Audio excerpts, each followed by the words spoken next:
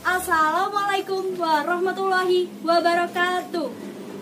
Selamat pagi anak-anak. Berjumpa lagi dengan Ustazah dalam pembelajaran lingkungan hidup. Sebelum pembelajaran dimulai, hayya bina nadadarsana biqiraatil basmalah. Bismillahirrahmanirrahim.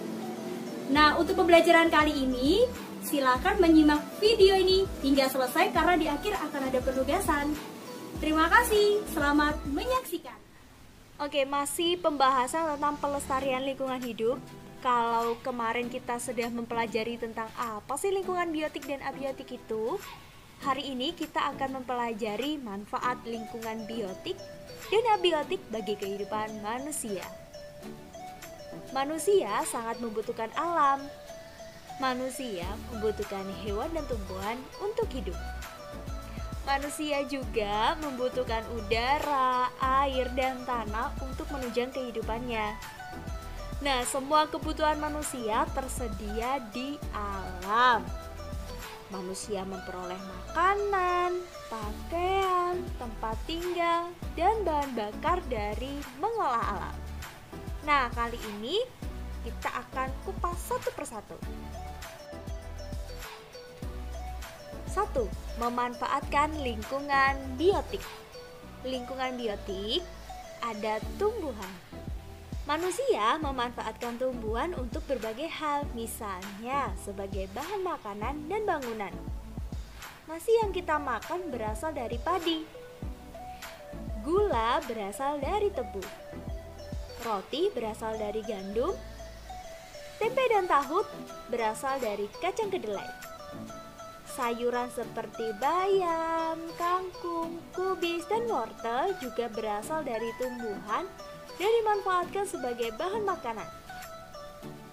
Hasil hutan dapat dimanfaatkan sebagai bahan bangunan, misalnya kayu dan rotan. Kayu dimanfaatkan manusia untuk membangun rumah. Kayu juga digunakan untuk membuat perabotan, misalnya seperti lemari, meja, kursi. Selain itu, hasil hutan juga dapat digunakan sebagai perabot rumah tangga. Serat kayu dapat dimanfaatkan untuk membuat kertas yang biasa kita gunakan.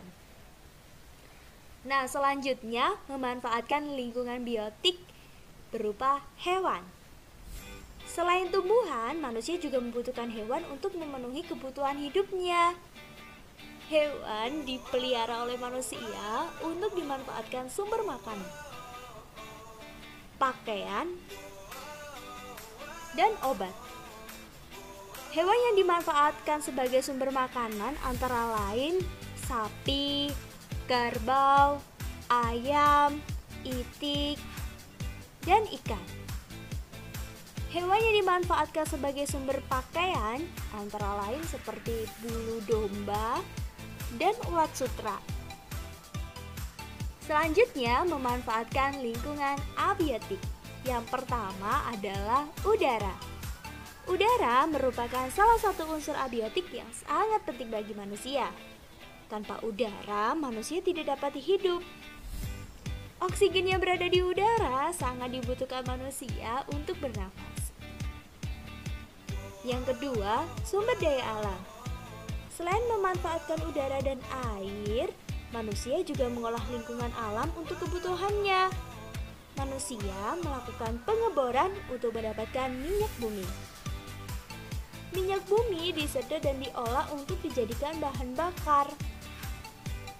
Selain melakukan pengeboran, manusia juga menggali bumi untuk mendapatkan biji besi, tembaga, emas, timah, dan batu bara. Yang ketiga adalah air. Air juga merupakan unsur abiotik yang sangat penting bagi manusia. Air sangat diperlukan untuk memenuhi kebutuhan hidup manusia. Manusia memanfaatkan air untuk minum, mandi, memasak, mengairi tanaman, dan membangkit listrik. Dan yang terakhir adalah tanah. Tanah juga merupakan salah satu unsur abiotik yang sangat penting. Kita berpijak di atas tanah, kita membangun tempat tinggal, gedung, sekolah, dan kantor di atas tanah. Tanah juga dimanfaatkan untuk menanam padi, sayuran, dan buah-buahan.